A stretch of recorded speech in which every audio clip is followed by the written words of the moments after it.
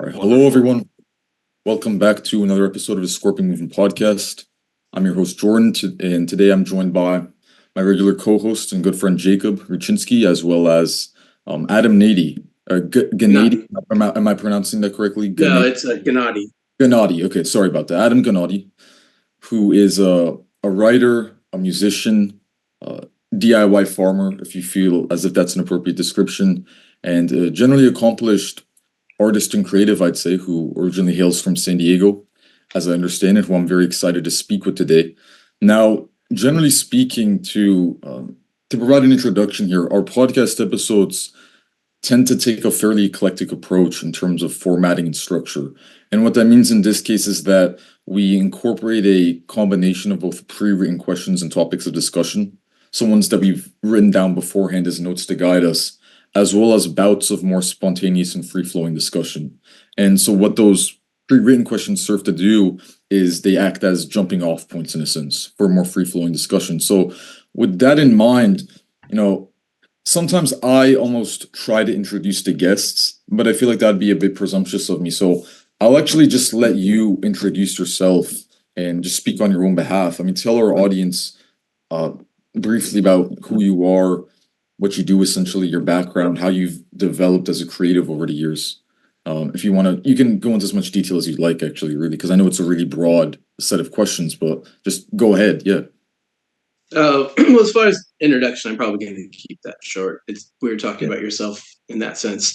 My name is Adam Gnade. I write books and release audio recordings of writing as well. I call it talking songs, but it's sort of just writing backed by music. I wouldn't really consider myself a musician. I don't really play music for fun or really enjoy playing music, but I score my own readings often, or do it with other bands. There's what I'm doing with the books and the audio recordings is it's one big collective story. It's a long storyline with plot lines continued, and it shares characters, and it stretches across about 8 books now that are published and a few that aren't, and a lot of different audio recordings, some with bands like Planet B or youth movies, and a lot of it just recordings of me by myself doing noise shit or just playing guitar. And that's pretty much it. I'm kind of a one-trick pony. I don't really do much besides that. I don't really have any hobbies or interests or anything like that. It's pretty much an all-consuming process. Yeah, I mean, I find that almost comes with being an artist or a creative in a sense. And I think you've written about this in the past. I saw this one interview that you did with I don't know if it was with a newspaper or journalist, but you said something like, when you're developing your craft as a creative, you have to be completely immersed in it, in a sense. There's going to be a period where you're just working on it 24/7, and you might come across to others as even a bit obsessive, I'd say. And I really sympathize with that, and I relate to that, because I just think that it's almost necessary to do that to actually grow creatively. So in a sense, what appears to be a hobby to others is not really a hobby, in a sense. I mean, it's your life, basically. If you sympathize with that type of mentality, I guess, right? Just when it comes to creative work more broadly, I mean, it almost has to be an obsession, I'd say, if you agree with that. I mean, I think if you're going to do anything good with it, it has to be an obsession. I mean, I don't think everyone should consume themselves with their work, because we don't have to. I feel like we tend to monetize any kind of art. People are like, well, I've started a band, I have to release a record now, and I have to make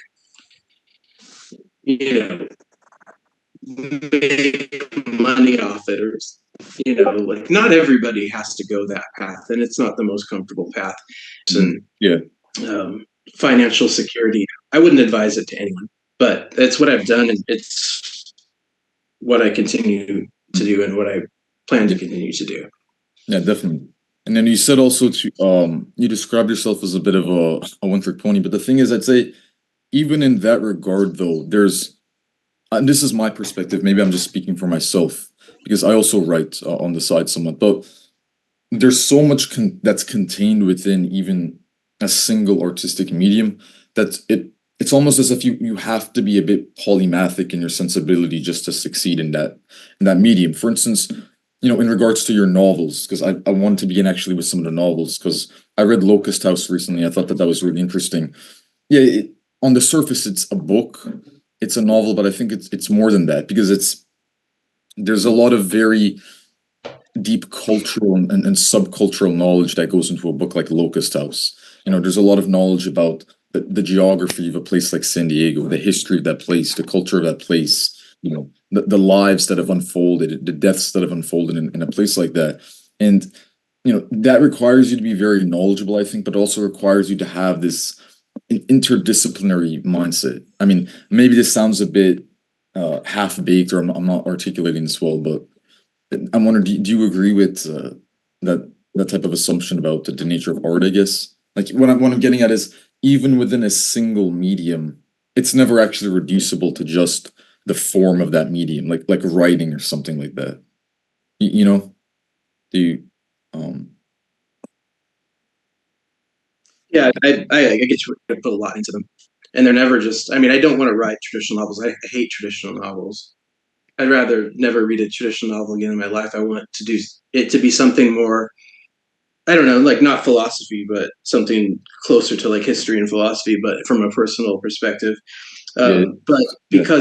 because of what I'm trying to do with the books, I put everything into them. So there's a lot of geography, like you were saying, like in Locust House, Yeah. which sketches a particular neighborhood in San Diego. Mhm. But also, I've got the backstory of all my characters, and also the history of the moment that I'm writing about, because it is kind of nonfiction, fiction, Yeah, that, and yeah. I don't know. I'm with each book, I'm trying to put everything that I possibly can into it. Locust House is pretty old. They're a lot different now, but maybe not different. They're more what I'm trying to do with the recent Yeah. novels. Yeah, that's interesting. There, I It's think kind of that, like trying to cram a whole yeah, encyclopedia into it. that type of mindset, actually, where it's as if the fiction that you write aims to transcend fiction itself, and become something more than that. That reminds me of some of the authors I know you've listed as influences in the past. People like Bolaño, William Faulkner, James Joyce. I think they all embody that mentality. And for those types of writers, I know that regionalism is actually very important as well. And that's where I'm going to use that to segue into the first point that I wanted to get into, which is basically how I discovered you. And I hinted at this in the discussion that we had before we started recording, but I basically found out about your work actually through 31G and Justin Pearson, because I I think I discovered one of Justin's bands when I was a lot younger, maybe it's 12 or 13 years old. So I was pretty young, and it was The Locust.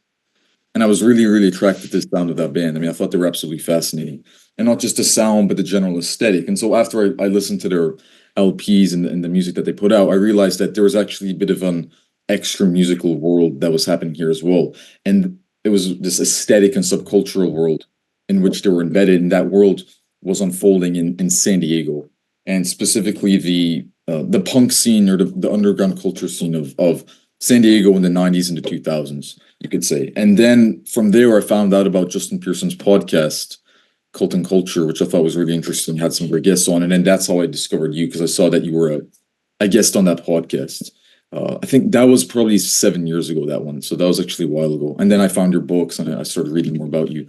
But I think that's a good place to start here, because what that can allow us to do is to go back essentially to San Diego in the late 90s and early 2000s, maybe that era where labels like, I don't know if 31G was actually active at that time, but you had bands like The Locust, and everything that Justin Pearson was working on. You had the record labels like Gravity Records, the whole that scene with bands like Heroin, Drive Like Jehu, Antioch Arrow, all the classic San Diego bands. There was something really interesting that was happening there. And I know that for you, it seems like regionalism is very important to your work, if I'd be correct in saying that. Like you know, some of the works are almost microcosms or literary manifestations of a certain time in a certain place, whether that be in the Locust House, or even in one of your newest novels, the I think the internet news, what is that one? Sorry, it's the one you released last year. It takes place in Southern California. The that's the internet newspaper. Internet newspaper. I was right the first Yeah. time. They all have that regionalist bent. So I was wondering actually if you could, what we could do with this is we can also conduct a mini biography of sorts or a mini creative biography. Take us back to that moment in San Diego, actually, when this entire that quite involved in that scene. I mean, did you go to the shows at the Locust House and everything that was happening in Golden Hill at the time? If you just talk about how that influenced you, and then we can go from there. We can just sketch out your artistic trajectory from that point, basically.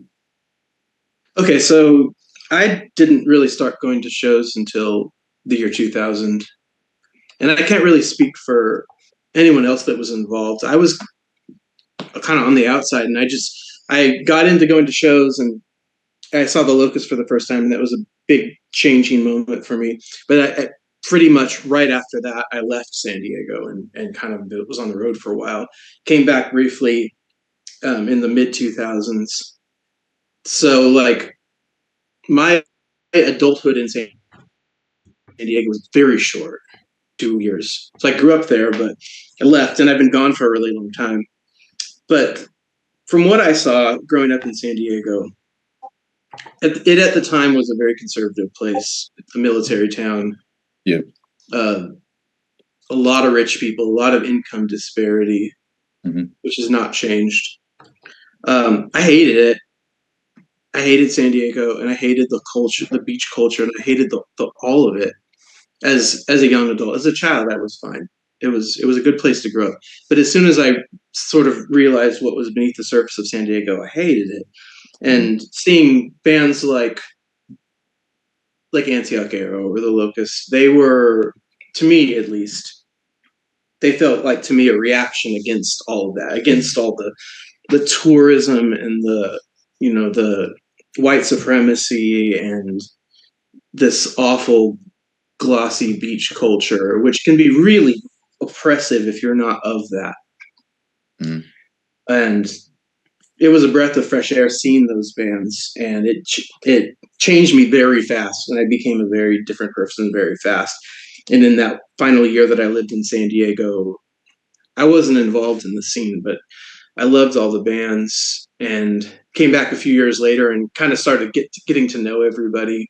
Left again and was on the road for a long time also, and I really only became friends with all those people and got on the 31G label and started doing stuff with Justin maybe like 2015. So it's like pretty short. I've been writing this whole time, and like Justin and I were always in the same orbit, and like I'd written a few bios for the 31G bands, and like we were always in contact, but like it came about during a time when the publishing house that I was on, which was called Pioneers Press, the owner of which, Jesse Duke and Justin, got together and decided to start releasing books together. And so they decided that Locust House would be the first book that they released because it made the most sense. It was, like it was a document of that world and of that time. And then ever since then, I've just been working with a lot of those people, and I've got to know a lot of great people through that. But it's fairly recent if you consider 9 years recent, which I don't. It seems like a long time ago, but in the span of like being a fan of those bands, it's not that long ago. That's interesting. Yeah, it's strange too because I think that scene almost, you could say that it peaked in the early 2000s. Seems. That's when most of or the late 90s, because that's when most of the big bands were actually putting out records, like the Locusts, maybe even bands from the Pacific Northwest, like the Blood Brothers. I think you mentioned the Blood Brothers in the Locust House as well. This show that they played with the Locust and De Facto, which is Cedric and Omar's band from At the Drive-In. But actually, on that note, then let's talk more about the Locust House. If you could just tell us more about that book. So it's some of a regionalist novel, you could say, and it centers on certain characters, and it paints a vignette of sorts, if you think that'd be an appropriate way to describe it. I mean, just tell us more about the Locust House then, and then we can go from there. So Locust House is about a house show, and it's it takes place over the course of just a few hours. It's a very short book. It takes place over the course of a few hours, kind of like one of those stupid teen movies, like a John Hughes movie, Yeah. like a party movie where it's centered around a party. But when it comes down to it, it doesn't really say much about the music or about the scene. It's more about the time and how it felt to exist in that time. Yeah. So the most important part of that book, I think, is an encapsulation of what it felt like to be alive in that time and in that moment in history, which was just after 9/11. And the scene was, very anti-American, Yeah. at least the imperialist American culture. And it was a lot of young people trying to do big things at the same time and working together. And it was a very magical time to be a part of, and it was over very fast. All Yeah. those bands continue to do things, and I think that if you were to go to a Blood Brothers show now, which you can, I think they're touring, Yeah, they it really. would be a much bigger crowd because all of those bands have built in notoriety since then. Like those final Locust shows before Gabe passed a few years ago, they were the biggest shows I've ever seen the band play, and I've seen them play a lot of shows. It was, I don't even know how many people were there. It was big, and those Blood Brothers shows are huge. And a lot of those bands, people are just starting to understand them on a bigger level because people didn't get a lot of those bands at the time. They thought they were irritating or like awkward or weird or insane, which Yeah. they were. You know what, that's interesting then, because you have obviously you have a different and a more mature perspective of this than I do, because you know obviously I'm a lot younger. I mean, both Jacob and I are Generation Z or Zoomers, for lack of a better term. So we were never really around to see the zenith of the scene in person, in a sense. But why do you think it is then that those bands made such an impact or such a splash? And what I mean by that is, why were they seen as so strange or so bizarre? I mean, I know the music is obviously quite abrasive, but, and this might just reveal my lack of knowledge about this, but weren't there already bands or artists that were doing something that was at least somewhat similar, or am I mistaken about that? So Yeah, I mean, those types of bands there's. are really unprecedented, you're saying? Like, I think a lot of it was almost less musically and more aesthetically, or just like who they were as people. I always hated hardcore and going to hardcore shows because it was always a bunch of really big guys that wanted to fight, and it was just like hanging out with a bunch of jocks and meathead surfers, and that was horrible. And it's just, you don't want to go like experience art with a bunch of bullies. And seeing a band like the Locusts or the Blood Brothers too, they were a bunch of frail, like feminine guys, and it made at least me, it made me feel more comfortable in the space. And I've heard that a few times that they've made queer folks and gender nonconforming people feel safer in a punk space versus like these fucking big like muscle bound hardcore bands, and everybody's in the like giant guys in the pit fighting. And fuck that shit. I always felt really unsafe in those worlds because I'm a pretty small person and so I'm skinny and small, and I was a child back then, and yeah, it was well, it was very affirming to see a band like the Locust, or to yeah. see a like Les Shock or the Blood Brothers, or I don't know, any of that stuff it was a little more feminine in a way, Yeah, I think and because it was empowering. I think also the dominant trend in hardcore at the time was probably more so the Black Flag, Henry Rollins style of very over the top masculinity, and that more. I mean, obviously, bands like the Locust and Blood Brothers were still violent in a sense, but as you said, in a more almost effeminate and confusing manner, I'd say. So there was still that confrontational element, but it wasn't the same thing as something like 80s era Black Flag, or Henry Rollins era Black Flag. There was obviously a difference, and I think that you're probably right in saying that that made an impact and that shocked some people. And another element that I'd like you to expand upon, maybe if you're familiar with this, is the political dimension, because it does seem to be the case as well that part of the reason why that scene was so significant is because it was about more than just the music. There was this extra musical component in that bands like the Locust and Blood Brothers aimed to, in a sense, unite a certain social mentality about social politics. Like a, this might sound like a fairly overdone term or a bit pretentious, but a mindset of radical politics and a social change that they actually combined with very radical and ahead of its time music in a sense. Because to me, the bands like the Locust and Blood Brothers were always pretty explicitly left wing, I'd say. I mean, I thought that that was always very evident in the lyrics, especially. So if you want to comment on that political realm, because I think that we can use that to sketch out another interesting trajectory or through line of sorts. I mean, Yeah, that what did people make of that's the political component at the time? Did yeah, everyone it was actually absolutely a thing, which is odd because most of those bands don't exactly have. I mean, the Locust does a bit, but a lot of them don't have really politically based. It's not like they're Earth Crisis or something like Yeah, that, yeah. or bands that are actually singing implicitly about certain causes. But I think maybe it had more to do with how the people in the bands were living and the choices that they were making, and who they were associating with, and the causes they were supporting, and the protests they were attending, and like the background, whether they were into the Situationists or Oh yeah, the Situationists. Yeah, I mean, a lot of them were, and definitely. but yeah, I feel like it always felt like to me to be a pretty far left scene, and it continues to be that scene in San Diego is still there. There's new people in it. Um, it's a lot more of a political punk scene than most that I've seen. Yeah, no, I agree.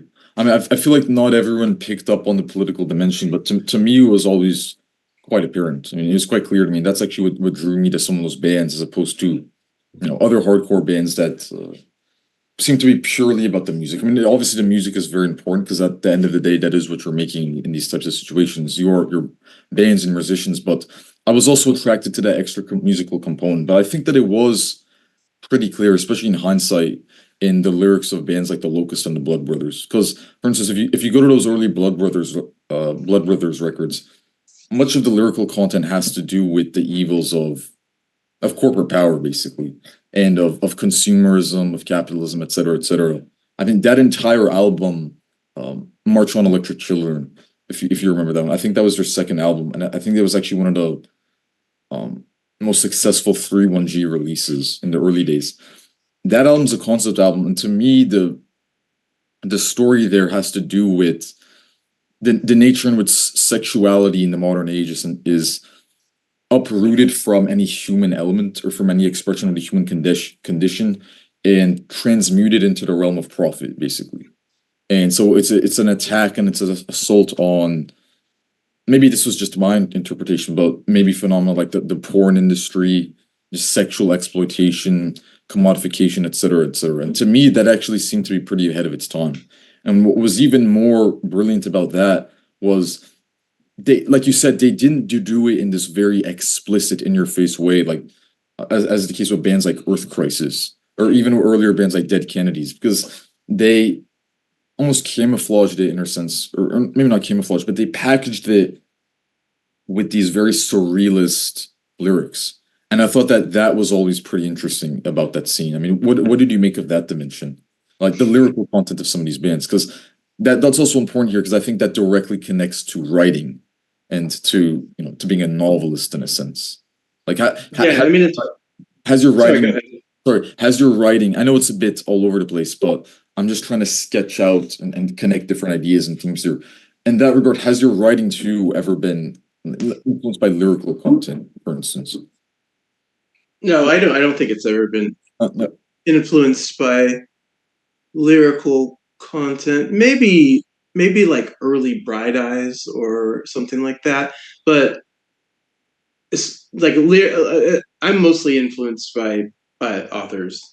Yeah. Um, but yeah, I see where you're coming from with about like the surrealism in the lyrics, and also like aesthetically, if you were just to watch most of those bands from a shallow point of view, you would just think of them as kind of like art bands, like fashionable, like Yes, definitely. sort of glamorous or glammy in a way. And you sort in with a lot of those bands, you have to read the lyrics Definitely. because I mean, unless you've got a really good ear, you're not going to pick out what they're talking about. Which Yeah, is kind of a shame now that like a lot of bands you will never read the lyrics because you'll just hear them on streaming services. yeah, If yeah, but like having the big gatefold vinyl of those records is good because then you can pick it apart and spend as much time as you want. yeah. Well, I There's always a lot to unpack on all those albums. definitely. Well, I always thought that there was a actually on the note of literary influences and authors. Maybe this is just me, but I always thought that there was a pretty natural intersection between, as I said, the types of lyrics that a band like Blood Brothers was coming up with, and that the two lyricists in that band, I think it was, they were also the vocalists, so it was Johnny and Jordan, the lyrics that they came up with, and honestly, even a writer like James Joyce or something like that. I know it sounds kind of strange to make that type of connection, but it's the wordplay, the surrealist elements, the strange, almost sexual imagery, but in this very abstract fashion, and used to communicate a broader message in a sense. I thought that there was something interesting about that. There was something very literary. I do think that there is a natural intersection there, or even with someone like Roberto Bolaño, because again, as I mentioned, I saw you reference him as an influence, and I think he's great as well. Bolaño novels are, they're very gritty and they're very punk in a sense because he's exploring these very dark themes, like, you know well, sex, death, violence, etc., just the horrors of life and of the human condition, but in this very lyrical fashion, with this very poetic language, these ornate baroque descriptions. He's very verbose about all of it. There's just, something about that I think actually does capture what some of those types of bands were trying to achieve. I mean, again, maybe I'm reading into it too much or I'm overthinking, but I'm just wondering if you could speak on that intersection, maybe if you've ever felt something like that. Well, yeah, both Joyce and Bolaño are very lyrical writers, especially as Bolaño began and as Joyce ended. If you look at something like Finnegan's Wake or Ulysses, you could turn those into songs. It's very lyrical, and I mean, Ulysses would be All right, so if we were talking about Bolaño and Joyce and literary influences, so if you could just continue expanding on those topics. right. So I think before we were cut off, I was talking about how both of them are very lyrical writers. Bolaño started as a poet and then went into fiction when he realized he needed to make a living. But his fiction, yeah, like you said, is very lyrical, and like Joyce gets more and more lyrical as he goes towards the end of his career. And then Finnegan's Wake is, I mean, Finnegan's Wake could be could be turned into a band. It would be a very long band. It'd be, but I mean, it might work better as music than it would as a There book. was, Be more satisfying at least as a book, as a band than as a book. yeah, I mean, there was actually one band that had a song where they're just quoting lines from Finnegan's Wake verbatim. They're called Sleepy Time Gorilla Museum. Oh yeah, I've seen them before. Yeah, Yeah. yeah, they're really interesting. Yeah, those guys are great because they're heavily influenced by very avant-garde literature and poetry, like the modernist writers of the 20th century, people like Joyce, but also I think Ezra Pound, Wyndham Lewis, that whole circle. So those guys are really interesting. But on that note, then, in what context did you discover these types of writers, I guess, or how did you flesh yourself out as a writer then? I think that would be an interesting topic to explore. Was it about at around the same time that you were really getting into music, this weird type of punk music, or and how did it all Well, intersect, you could say? I've been writing professionally since I was, I guess, 18. Hmm. I wasn't doing anything good, or I was trying to, I did journalism for a few years. It was journalism was the way that I could make a living and try to teach myself how to write. So I went from like not writing to writing professionally, like Yeah. within like a very brief time. And so I didn't really have a lot of like background in literature or know what I wanted. I just know I wanted a certain thing. And though I guess the way that I've always gotten by is with music or with writing is kind of holding on to a certain group of friends that you trust. And if they tell you to check something out, you check it out because you know it's going to be worth your time. So I had read a Bolaño story in the New Yorker that I liked quite a lot, and then tried to read 2666. Yeah. Read it once and didn't like it, but a friend of mine that whose taste I really trust told me to read it again, and I read it again, and then it completely resonated with me, and it just took like there was a bit of a hiccup with that, and I've since read that book a few times, and I don't know with Joyce, I think I've been reading Joyce for a long time. I'm not a big fan of Finnegan's Wake. I like about half of Ulysses. I love Dubliners though. Dubliners is maybe one of the most influential books to what I write. I went to college for like 3 months or something like that, and I think I bought that book in a college bookstore.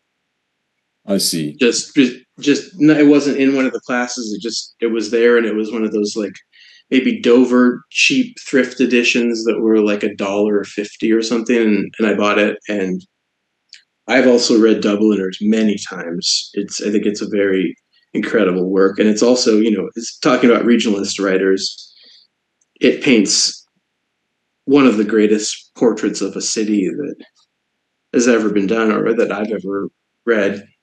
And Ulysses continues that too. I think Ulysses at its best will really, well, maybe not at its best, but one of the things that I like the most about Ulysses is when you know where you are and you can smell the air and you Yeah. see the colors of the ocean Oh, and the changing of the day as it darkens toward dusk. You're very grounded in Dublin at yeah. certain points in that book.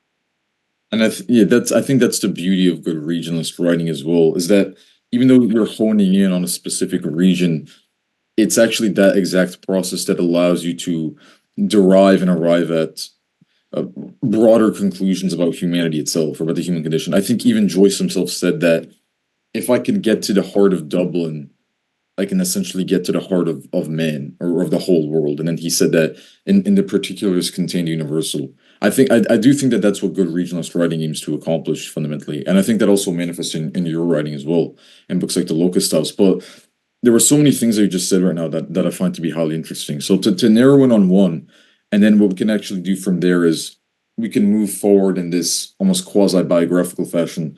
Tell us about how you got started as a journalist, because I'm actually not very familiar with this aspect of your work or your background. So I'm assuming you were writing for a city newspaper or something like that, maybe for a San Diego paper. Would I be correct in saying that? And So the way that happened, and yeah, nobody's really familiar with it, and they shouldn't be because nothing that I did at that time is worth reading. It's just work for a job, basically. You know what I mean? It's not literature. Most of that is gone because it was early internet days and everything that I was writing for at the time. Most of those magazines have folded or gone down. But so I was 18 and I read a travel magazine piece about a trip to a town called Ericeira, I think, in Portugal.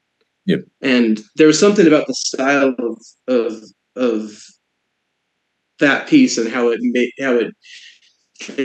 made the events feel very alive in a way that I had never felt before. And I was always read as a kid, but not in like a I wasn't like a child prodigy or anything like that. I wasn't like smarter than any other kid. I was just a normal kid. And but that magazine article kind of blew me away. And the 15 minutes of reading it, I realized that this is what I wanted to do, and I wanted to create something that had a similar effect. And so I went and wrote my own version of it, about not my own version of it, but using that sort of style and vibe and idea of my own life, and wrote, maybe 500 words or something, and I sent it to a weekly paper, and then it was accepted, and they gave me money, and I did journalism for a few years and then stopped, and in probably 2007, and haven't done any since then, and I plan not to do anymore. And what exactly were you writing about, and just in terms of the themes of the journalistic writing? What, just whatever I was assigned. Nothing was like interesting, or there wasn't really a very creative or subjective component. You were assigned topics. Yeah, I mean, I as I got deeper into it, I tried to make it more creative because I was bored and I hated doing it. And I wrote a lot of things that my editors didn't like because of that. I really just wanted to write about my friends and about my life. And I pushed in more into that as I went into journalism, and wrote a lot of stuff that you're not supposed to write about. You're not supposed to write about yourself in journalism. You're not supposed to make yourself the subject. But I did because I didn't want to do anything else. And it was a learning experience. That's really all it was. It was a way to learn how to do a certain thing. I see. Which was right. What were they generally telling you to write about then? Was it like restaurant reviews or something like that? I feel like a lot of city newspapers focus on very mundane topics like that. Yeah, mundane shit. And mundane shit, basically. Anything. Whatever. I mean, like, sometimes I would write about sports even though I hate sports, or politics, even though I wasn't interested or knowledgeable about it. I wrote a lot about music, and the one saving grace of that was being able to write about things that I liked at the time that wouldn't get press anywhere else. Mm-hmm.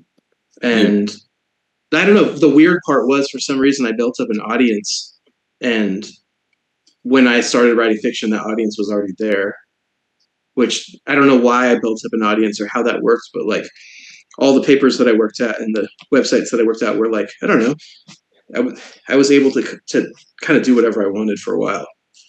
So that audience was built through the journalistic writing, right? So people. Yeah, and I think it was built because I was just not playing by the rules, and I was writing more personal things. I mean, none of it was good, but I think even when something's not good and it's personal, it can be interesting to people.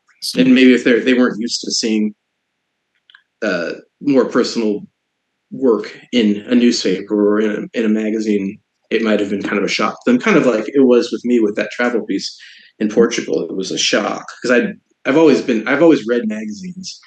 I've always been somebody that likes getting magazines and buying magazines and reading magazines, and I'd never read anything like that. It was very personal. It was almost not even about the place that they were in Portugal. It was about, the food and the smells and the emotions of the people. Yeah, I like that. And maybe people liked that with my stupid early journalism.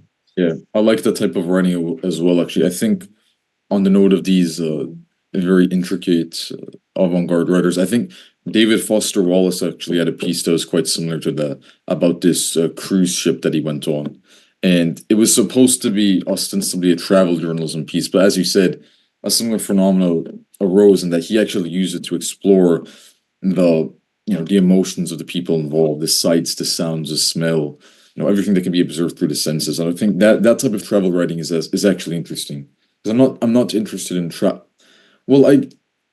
good journalistic travel writing that actually focuses on a broader theme, I'd say, rather than just mundane shit as you described. I think could be quite good, but that's few and far between, especially nowadays, I'd say, because of how commodified, I'd say, much journalism has become, and just much media in general, how dominated it is now by corporate power. And that's another theme that I want to explore, actually, because that seems to reoccur here time and time again. This clash between, I don't want to say mainstream, perhaps, because that feels like a bit of a reductive term, but essentially artificial corporate culture, and then the reactions to that type of hegemony, whether that manifests in music and literature and just any form of artistic expression. That seems to be a recurring theme here, actually, in discussion and in the topics that we're talking about. I found that to be quite interesting. But on that note, just going back to the journalism, because this is also quite relevant. So there are two notes here. So from what I understand, there was also an issue with the boss, I think, at the time, because I recall that you mentioned this on Justin Pearson's podcast.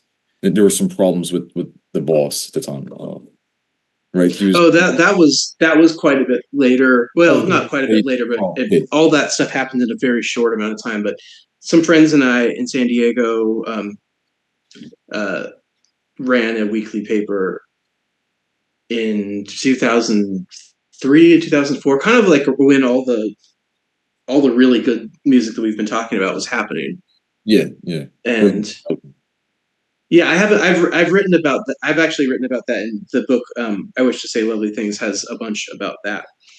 But that's pretty different than like what happens in the internet newspaper, which is about an internet newspaper, you know, obviously. But yeah, there was we had a publisher that published the weekly paper, paid for it. You know, it was about 10 grand a week to pay to run this paper. So we had to have a benefactor, and it's just like it's a lot to get into. We fell out, and he was unhappy with what we were doing, and we were spending a lot of his money, and he wasn't getting the results as fast as he wanted with advertising. Mhm. And that's just kind of the story of that.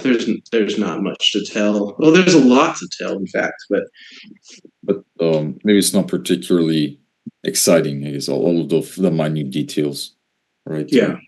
Yeah. Well, that's actually, well, I think what that shows is how, this obsession with the profit motive and with the maximization of profit is not at all conducive to art, really, or to any form of creative expression. That's actually something that we talk about all the time on this podcast. That's a recurring theme that we always explore, is this relationship between, the world of finance, capital, and of the corporate world, and of this obsession with material pursuits and the world of art, basically, and of beauty and aesthetic value. Because at least I personally think that not they're not really reconcilable with each other, and I think actually the former realm tends to intrude on the latter. And that's actually, just to add a bit of a personal note, that's what made me actually, and I know you said that at the time you weren't particularly interested in politics, but for me, I saw politics as being quite inseparable from music and from art in a sense, because when I was young and I was really getting into weird, strange music, and I was also playing music myself, and I was just immersed in the world of music, essentially, I began to realize that there were actually certain power structures that basically disincentivize these types of pursuits, and made them very, very hard to actually realize, or to pursue as any feasible means of sustaining oneself just in life, and of securing the basic necessities in life. And I realized that wasn't just by happenstance or by accident, and it wasn't because this type of art was invalid or inferior. It's because, it doesn't align whatsoever with the dominant profit motives, basically.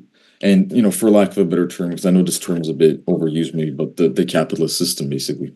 I think that would be the simplest way to describe it. I saw that type of system fundamentally disincentivizes and marginalizes artistic pursuits. And that actually made me somewhat more political in my outlook, just in terms of how I view the world.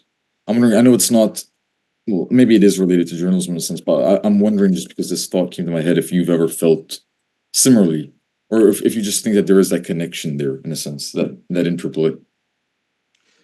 I would say that a large part of my life has been trying to distance myself from mainstream culture and capitalism. I think both are poisonous and deleterious to your soul, and I think they're something to be avoided at all costs. And it's very hard to exist outside of them. And it's, for me, it's been a regular process trying to get away from that, trying to stay away from that, trying to not involve myself in that, trying to not work within any of those structures. Like um, I've kind of found a system to work within where the people that published my books, the people that I work with are all doing kind of a similar thing. They're all coming from a more anti-capitalistic, from a very anti-capitalistic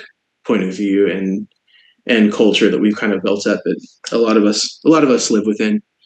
I won't publish with a major publisher. I mean, not that they would want my books, but I will not. I will not. And I've been able to make a living. I've been able to make a living with my work. It's a lot harder to work outside of the systems. Like I don't go to literary conferences like AWP. I'd rather fucking stab myself. And I don't usually talk to press unless it's non-mainstream press. Mm-hmm. And I don't know. I feel like the world that I'm existing in right now with the people that I'm working with and the friends that I'm involved with are all on a very similar path. We're all trying to distance ourselves. I'm completely disconnected from mainstream art culture. Like I don't know any pop stars. Yeah. Which is not true. I actually really like this Norwegian pop star Aurora, but I hate pop music and popular, like mass market paperbacks. It's a dead world, and I want nothing to do with it. Mm-hmm. And I'm constantly trying to figure out ways to stay without it and still be able to keep my head above the water. Yeah. Well, within the literary realm, insofar as it concerns mainstream culture and this world of mass market paperbacks you described, what I found is that it's almost as if there's a more of an obsession with these power games and these bureaucratic elements, making more money, out competing someone else. And that obsession it completely destroys and erodes the actual literary and artistic element that I found. Because it's almost like it gamifies it in a sense when you're just trying to make a bestseller or something like that. It's like you're turning into some type of athletic competition or a sport when you do that. And I just feel like that mentality and that way of being the world is fundamentally antithetical to art, basically, and to beauty and to literature. I don't know if you felt similarly. Do you think that's partly why you avoid that type of world? That's just absolutely.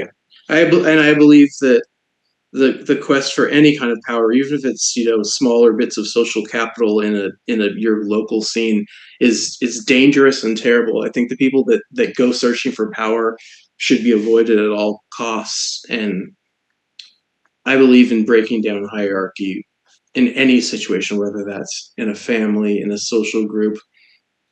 Because once you start trying to put yourself above someone, you're invalidating them and you're destroying them, and it's evil and it's vile. And mm-hmm. if we can live without a quest for power, we'll be living in a much better world. I don't know if we can. We can in small groups, and we can in small societies and small cultures. But it's definitely a constant battle, because like even in activist scenes, you're constantly running into people who are trying to center themselves in. Yeah. That happened with our a bunch of my friends are involved in this town, Lawrence, Kansas. In there's a venue called the ECM that a bunch of us do shows at, and my friend Jessie Duke runs the venue, and she organized. Well, she helped facilitate the student encampment that was there when the student encampments were happening, earlier this year. Yeah.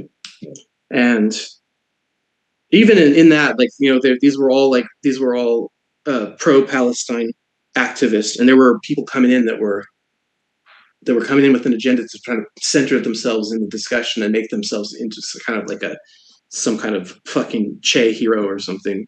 Yeah. And those are maybe even worse than the ones that are upfront about their quest for power.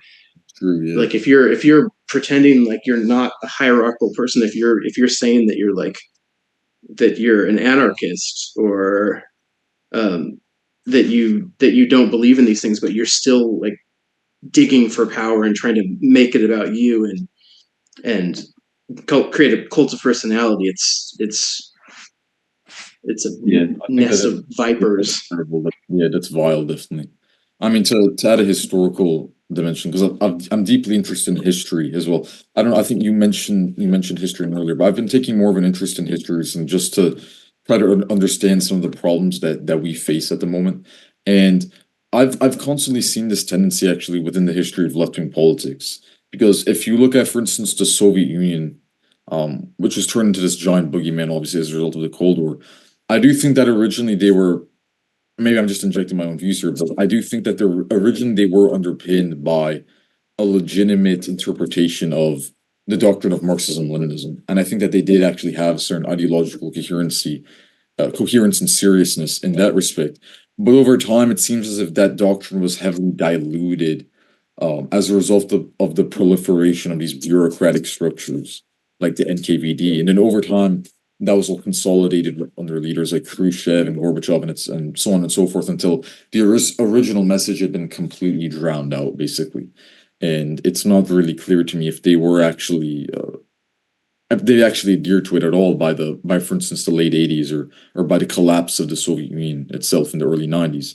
And to me that manifests exactly the phenomenon that you described, where it's almost as if within radical movements or within dissident movements, this tendency towards power, this megalomania, is actually more dangerous than those instances wherein those who want to attain power or obtain it are just completely upfront about it, and they're completely upfront about their desire to dominate and crush others. I mean, I completely agree with you about that relation, and I think there's actually a great deal of historical evidence for that. We've seen that play out time and time again. So that's interesting. But speaking of history, because we went on a bit of a tangent there, but I do think that it's quite important because it's all quite interesting. If we go back then to this journalistic era in the 2000s, so you you were doing journalism for a city newspaper. You quit that, I understand. What was happening around the period that you quit? Because you said that you were injecting more personal elements into writing. So what I'm wondering is twofold. So one, did you receive any pushback in that regard from higher ups, basically from these administrative people? And secondly, did that actually influence the trajectory that you would pursue? So let's say that you added these personal elements. Did that make you realize in a sense that you needed to be your own person in a sense, or that you needed to do something that was a bit more independent? Because it seems like, there's a strong DIY component to what you do in terms of your writing.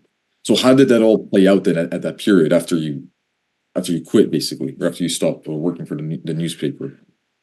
So it was. I'm a little wary of like talking about certain books and how the the story of them intersects with reality, because there are, like, with a book like the internet newspaper, there are some dangerous grounds if I start saying what is what and what isn't. But I will say that early in my journalism career, I was working in very mainstream arenas that were, um, you know, publications owned by billionaires, and seeing that from the inside was pretty horrible. And it definitely did push me to want to do more independent things. Like even the weekly paper that my friends and I ran was independent. It was a smaller paper, and we did have the freedom to say whatever we wanted. But working within like the big mainstream journalism at the time, I did get a lot of pushback. But then they found that like my name was one of the biggest search terms on the website for the newspaper. So then they kind of let me do whatever I wanted, even though they hated it. Yeah. And that gave me a sense of like, well, I think I'm doing the right thing. And I always knew exactly what I wanted to write. I've always wanted to write the kind of books that I write now. It's from the very beginning, from the first bit of writing, I knew that I wanted to write books like this. I just couldn't. And I for years I wrote books. I wrote manuscripts, and they were terrible. But they were exactly what I'm writing now. They were just awful. Mm-hmm. So I had to do a lot of work before I figured out how to work, and how I wrote a lot of books to figure out how to write books, I guess you could say. I see. And it's always been the same kind of thing. It's just been, But it's early attempts that were not good because I was young and hadn't figured out things and needed to live a little bit longer and practice more. so it's And I knew they were terrible. I wasn't like, there's a weird tendency with people now when they're writing or releasing a record. I kind of talked about that with the records earlier, where like somebody has a book, they've written a book, they're like, 19, and they're like, I'm going to get this book published. You shouldn't force your work out that early. You need to let it gestate a little bit more. Mhm. It's so easy to publish something now with print on demand, or to release music on, Bandcamp or streaming services, that you can release a lot of terrible stuff before you should be releasing it. I think people need to work a lot longer and harder before they come to any public arena. Mhm. I see. So then, so after you quit journalism, essentially, you moved on to literary and musical pursuits, basically, right? If I'm correct about that. Yes, yes. You actualize yourself in those rooms, and this was in the maybe the mid 2000s. Would I be correct in saying that? So this was 2007. Okay, So what so happened was, I kind of made a promise with myself when I was a teenager, that as soon as somebody offered to publish a book of mine, I would quit journalism, because then I had, done my work and I learned how to do it. So in 2007, there was a publisher in Rhode Island called Dutch Money, and they offered to release a book of mine. And so I immediately quit where I was working, and the book didn't come out for a long time because I still had to write it and it still had to be published. And it was, a long period of getting it out. But what I did was I toured almost constantly, doing readings back to my music. So before I was able to even have a book out, I had, records out. So I recorded this record that was called Run, Hide, Treat, Surrender. And that was in like 2005. And then even before I quit journalism, I was starting to trying to tour all the time. But when I quit journalism, I kind of went straight into it and left the paper that I was working for and went on a giant, like 3-month tour, and then came back and went straight to England. And for the next few years until the book was published, I toured constantly, just playing music, and doing well. And they're not really even really readings, because it's memorized, So the pieces that are recorded are memorized pieces. So it's like a book reading, but I'm just talking and playing guitar, or being backed by a band while talking. And I did that very regularly for quite a few years. And then one of my books came out, and then they didn't come out. It took me a long time to like get consistent with writing books, because I still, even though I'd written that first book, I still didn't have any idea what I was doing. mhm. And the books didn't come out very consistently because I was trying and scrapping novels, and just failing, and doing a lot of stupid shit. So my next book didn't come out for quite a few years after that. And ever since then, they've started to come out at a faster rate. And now I think the last, I don't know, 6 have come out one a year. So I figured out how to finish a book, and how to, trying and failing. And I think that's important. And I think it's a good thing to go through. I see. You shouldn't have successes with everything you do, or you're just going to probably put out bullshit and do things that are going to not contribute to the greater of our health as a species. Yeah. And I think you can't really grow if you never experience any setbacks or any failures and never. Absolutely. But so at this time, and so this was about around the late 2000s.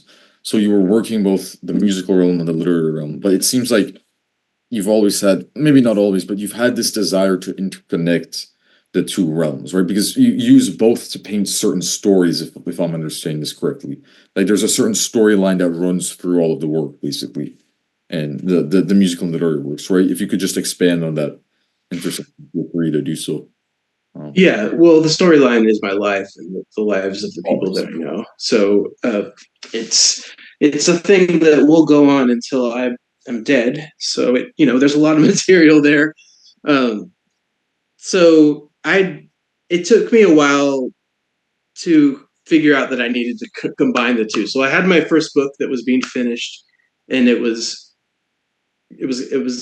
almost done, and I was recording constantly and touring constantly, and I was having a hard time jumping between the two.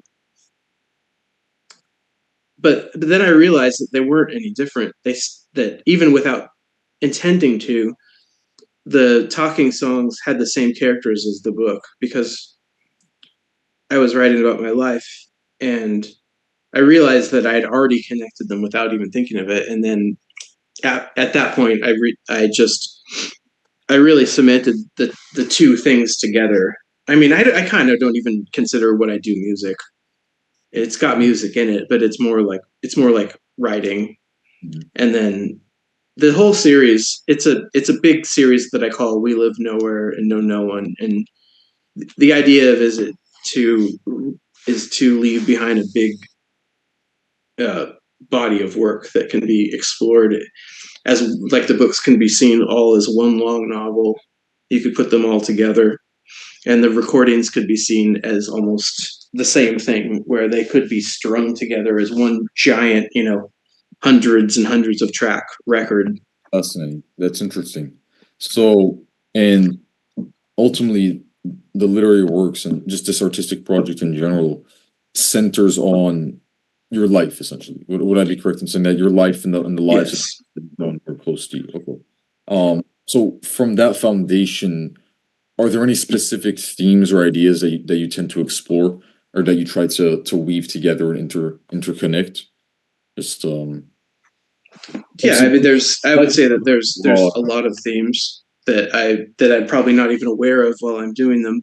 Um, I think one of the main things is kind of a search for safety, hmm, and which is something that I've always felt as even as a child. Like I've always been looking for a way to feel safe and to make the people around me feel safe. And I think that is something that runs through all the works, not as like a safe as in hiding, but more of a way to still live in a wild and adventurous way, but to be taken care of and to know that you're okay and that you're with good people and that the culture you're in is not a poisonous one.